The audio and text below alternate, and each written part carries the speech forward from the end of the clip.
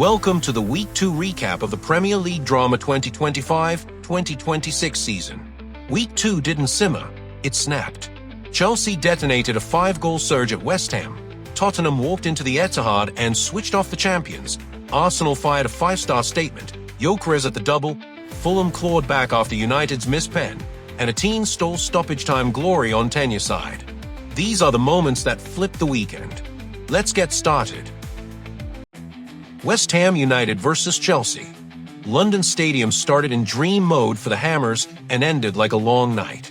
In the 6th minute, Lucas Paqueta stepped into space and detonated a swerving 25-yarder into the top right, an absolute piledriver that had Robert Sanchez grasping at air and the claret and blue end bouncing. For a few beats, West Ham felt in control. Then Chelsea flipped the mood like a switch. In the 15th minute, a near-post routine from Pedro Neto's corner saw Marc Cucurella glance on, and João Pedro nod in from close range, clean, simple, ruthless. 2 minutes later, West Ham thought they'd reclaimed the lead through Niklas Füllkrug, but a VAR check for offside on Jean-Claire Todibo cut the celebration short. The swing was palpable. By the 23rd minute, Chelsea had turned the scoreboard on its head. João Pedro whipped across goal. Neto ghosted between static defenders and volleyed in, a training ground move executed at match speed. The visitors had their tails up, and in the 34th minute, Estevao hit the accelerator down the right and cut back perfectly for Enzo Fernandez to arrive and tap home. You can see the geometry in the replay. Delap's hold up, the lane for Estevao, Enzo's third-man run. Control established, authority asserted. The second half opened with West Ham trying to steady, but set pieces unpicked them again. In the 54th minute, Enzo's corner was flapped at by Mads Hermansen. Moises Caicedo pounced, his finish kissing the underside of the bar on the way in to mark his 100th Chelsea appearance. For minutes later, the coup de grace. At 58 minutes, another scramble from a corner. João Pedro kept it alive, and Trevoh Chalobah hooked in from inside the 6. Seats emptied, the away end sang. Chelsea's 5 different scorers tell the story. Layers of threat, even without the late scratch of Cole Palmer in the warm-up. Final score, West Ham 1, Chelsea 5. Manchester City versus Tottenham Hotspur. This had City Flex written all over it. Etihad opener, a new season's first home roar, until Tottenham walked in with a plan made of granite. For 20 minutes City probed, half chances, possession, the familiar hum, but Spurs were patient, compact, and waiting for their moment. It came off the right side. Richarlison slipped a clever ball through traffic, and in the 35th minute Brennan Johnson stepped across his marker to sweep in at the knee post, the VAR line ruling in his favor after a brief check. That's your first injection point. Crowd noise cutting, away end erupting, Frank on the touchline stone calm. Then the moment that will live in the post-match takes. James Trafford tried to play short under pressure. The pass died, the press swarmed, the ricochet landed to João Palhinha, who in first half stoppage time, 45 plus 2 minute, pushed a finish into the far corner. From 0-0 to 0-2 in 10 minutes at the Etihad, narrative whiplash. Pep threw on Rodri and Foden after the break, the machine word, but Spurs held shape and tempo.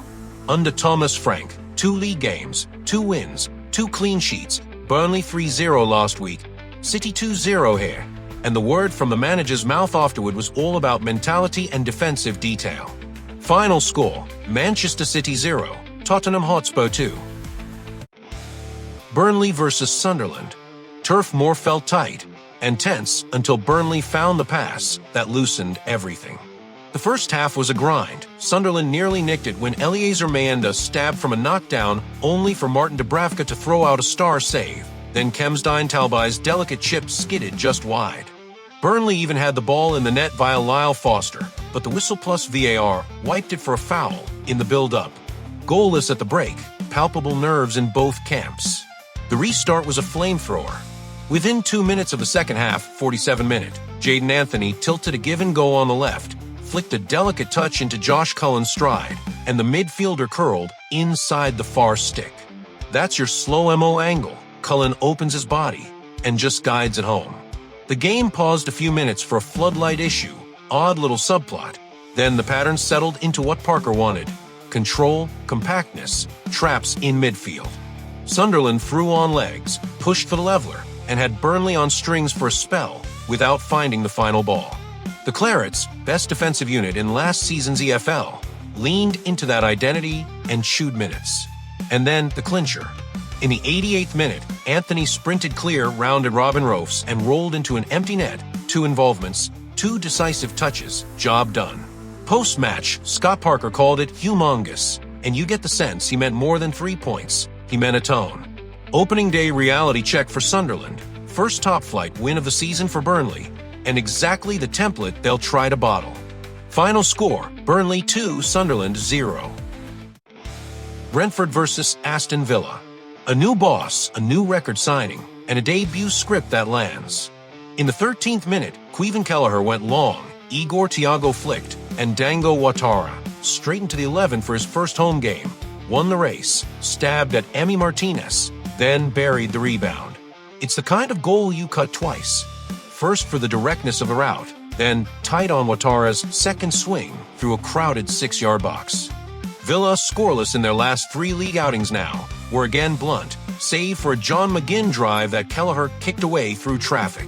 Before the break, Brentford nearly made it 2 via Mikkel Damsgaard's gorgeous volley, but Nathan Collins' foul meant the highlight went to waste. After halftime, Michael Keogh's sliding block on Morgan Rogers kept the sheet clean, and from there, Keith Andrews' side lived on structure and field position more than fireworks. New manager, first win, debutant match winner, tidy headline. Final score, Brentford 1, Aston Villa 0. Bournemouth vs. Wolverhampton Wanderers. Fast start, disciplined finish. In the 4th minute, Tyler Adams thieved the ball centrally. Antoine Semenyo slid a smart early pass, and Marcus Tavernier's shot, helped by a nick, beat Jose, saw for his first since March. Wolves responded with a couple of punches. Jorgen Strand-Larsen's header at 18 minutes forced a sharp Petrovic save, but the half drifted Bournemouth's way, especially after Kijana, Hover limped off. Early after the interval came the hinge. Toti brought down Evanilson as he burst through and saw red for a professional foul. From that point on, you expected the deluge. It never quite came. Bournemouth chose control over frenzy, stacking passes, starving Wolves of moments, and nudging the clock forward. Justin Kluivert went closest to killing it late with an 81 minutes blast and a direct free kick, while Adams nearly made it 2 with a rising strike that saw red. 1-0 can be fragile. This never felt it. The cherries are on the board. Wolves fly home with problems to solve. Final score, Bournemouth 1, Wolves 0. Arsenal vs. Leeds United. The Emirates turned from expectant to euphoric in a 5-goal surge that felt like a statement of intent. Leeds arrived with a brave press and even forced the first big save when Pascal Struij's thumping header was clawed over. But once Arsenal found their groove, the evening belonged to red shirts and roaring corners. The breakthrough came from exactly that. Declan Rice wrapped in a devilish delivery, and in the 34th minute, Jurrien Timber ghosted to the far post to glance a brilliant header across Lucas Perry. Training ground crisp, scoreboard loud. Leeds tried to steady, but Arsenal smelled blood in the wide channels. On the stroke of the interval, Timber stepped in again, this time as creator, sliding Bukayo Saka inside right.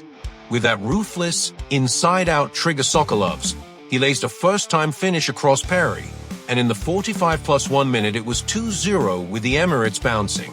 2 set-piece adjacent punches, 2 different finishes, 1 avalanche building. After the restart, the new number 9 wrote his name in bold. Ricardo Calafiori pierced the channel and Victor Gyökeres muscled through, then whipped a low drive inside the knee post in the 48th minute, the kind of strike that tells every centre-back in the league this duel won't be polite. Arsenal never let up. Another dead ball chaos moment, another Timber finish, a corner pinged, bodies flew, and the right back stabbed home in the 56th minute for his brace and a 4-0 strut. Stack those 2 clips back-to-back in your edit and the theme is obverse, set-piece menace plus ruthless movement. Then came a cameo made for headlines. 15-year-old Max Dowman, fresh off the bench, drove at tired legs and won a penalty in the 93rd minute. Feel his feet in a grown-up game. Gyökeres stepped up with ice in his veins and in the 95th minute rolled the spot kick into the corner for his brace and Arsenal's 5-star close. Final score, Arsenal 5, Leeds United 0. Everton vs Brighton. A brand new dockside home, a sky blue evening, and a debutant who decided the first page of Hill Dickinson history should be written in bold. Everton felt the surge from the first whistle but had to ride a Brighton scare. Kaoru Mitoma's outrageous volley kanonied off the bar. Then Danny Welbeck slid in on a Yankuba Minte square ball and somehow didn't connect. That reprieve stiffened Everton's resolve, and the move that fans will memorize for years arrived down the left. Jack Grealish glided inside and whipped a wicked ball across the face. And in the 23rd minute, Iliman Ndiaye sprinted across his marker to prod home the first ever league goal at Hill Dickinson Stadium. The noise rolled over the Mersey. Brighton kept biting at the edges. Jan-Paul Van Heck smacked the post. Then Matt O'Reilly almost punished a James Tarkowski error. But Everton's new house had another cheer queued up. Idrissa Gana punched a diagonal to Grealish, who cushioned it back at pace. And in the 52nd minute, James Garner smashed inside the near post. A clean, rising hit that felt like a ribbon being cut twice. Clip it tight. Grealish's touch, Garner's strike, Verbruggen beaten before the dive's half finished. The late plot twist tried to spoil the party. Mintea's shot struck Kiernan Dewsbury Hall's hand, and Brighton had a lifeline from 12 yards. But Jordan Pickford, big on big days, guessed right, and in the 77th minute swatted Welbeck's penalty away, underlining why he owns the club record for Premier League spot kick saves. From there, Everton managed like veterans. Beto bullied the channels, Dwight McNeil stung the gloves, and the Toffees let the final whistle land like a cork popped. New ground, new heroes, and Grealish walking off to standing ovation with 2 assists in his back pocket. Final score, Everton 2, Brighton 0. Crystal Palace vs Nottingham Forest. Selhurst had needle before a ball was kicked, and the football matched it tight-tetchy and swung by 2 moves that lit the place up. Palace edged a Chelsea opening and finally sliced through when Daniel Munoz arced a beauty to the back post, and in the 37th minute Ismaila Sarr volleyed back across goal, pure technique, pure control. Palace nearly doubled it with the last action of the half. Mark Gahey thumped Adam Morton's free kick delivery against the outside of the post before Will Hughes arrived unmarked early in the second half and miscued the chance to make it safe. Those are the beats you stack in your cut. Chance almost grown. And then Forest cracked the lock with 1 pass from deep. Dan Doy saw green, split the center backs with a quarterback ball, and in the 57th minute Callum Hudson-Odoi surged clear to lash low at Dean Henderson's near post. Ruthless, level, and suddenly the visitors smelled a heist. Nuno Espirito Santo threw on the new faces, nearly £90 million of summer legs, and Forest began to own the territory, but Selhurst's spine wouldn't fold. Palace's block repelled crosses, Sheikh Dukor and Wharton snapped into lanes, and Sarr kept hinting at a winner on the break. By the final whistle, both camps held a truth. Palace should have killed it at 1-0. Forest deserved parity after a composed, clinical equalizer. The subplots will fill the airwaves. 2 draws from 2 for Oliver Glasner despite long stretches of control. Forest stretching an 11-game unbeaten head-to-head league run. Final score, Crystal Palace 1, Nottingham Forest 1. Fulham vs Manchester United. Craven Cottage felt lively and a little rebellious, and the match rode that mood, United threatening, Fulham stubborn, and all of it punctured by one of the strangest first-half moments you'll see. United's start was crisp. Mateus Cunha rattled the base of the post. Then Bernd Leno denied the Brazilian and Bruno Fernandes in a quick-fire double. When Calvin Bassey wrestled Mason Mount at a set piece, United had the chance. Fernandes put the ball down, and in the 38th minute launched it over the bar. The gasp was audible on the river. Clipped the angle from behind the spot. Heads in hands, a chance begging. The visitors shook it off and got their reward after the break. Brian Bumo's corner kissed off Lenny Yoro's leap, and in the 58th minute deflected it off Rodrigo Muniz for the opener. Yoro wheeled away. The slate later chalked as an own goal, but the away end didn't care.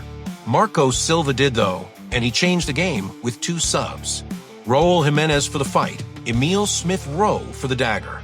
93 seconds after coming on, Smith Rowe ghosted into the pocket to meet Alex Iwobi's fizz cross, and in the 73rd minute, lifted a clever finish beyond Altay Bayender. The place burst, United's composure wobbled.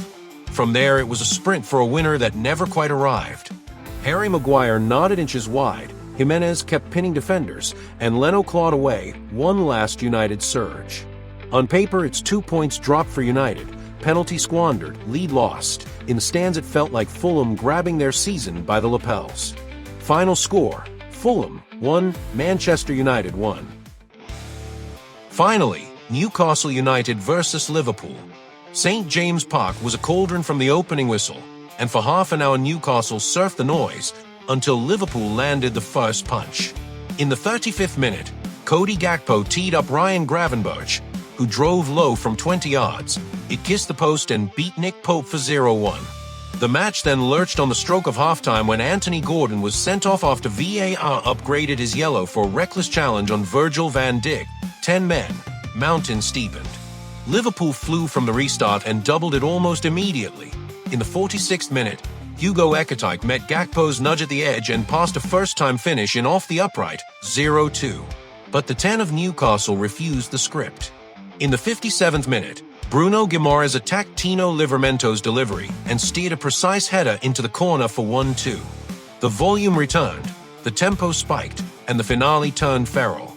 At 88 minutes, a direct free kick was launched. Dan Burn won the flick, and substitute Will Ojala lifted over Alisson to level it. St. James Park detonated. 11 minutes of stoppage time invited chaos and found a 16-year-old. Liverpool carved down the right. Mohamed Salah drilled a low cross, Dominic Soboslai dummied, and in the 90-plus 10-minute Rion Gumoha arrived to side-foot history, the winner, and at 16 years, 361 days, the youngest scorer in Liverpool's history.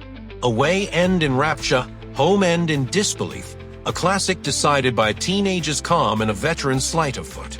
Final score, Newcastle United 2, Liverpool 3.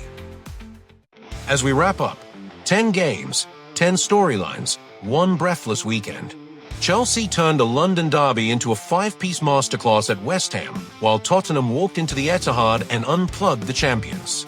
Burnley's late dagger sunk Sunderland, Brentford's record man delivered the Villa scalp, and Bournemouth managed Wolves with early punch and cool control.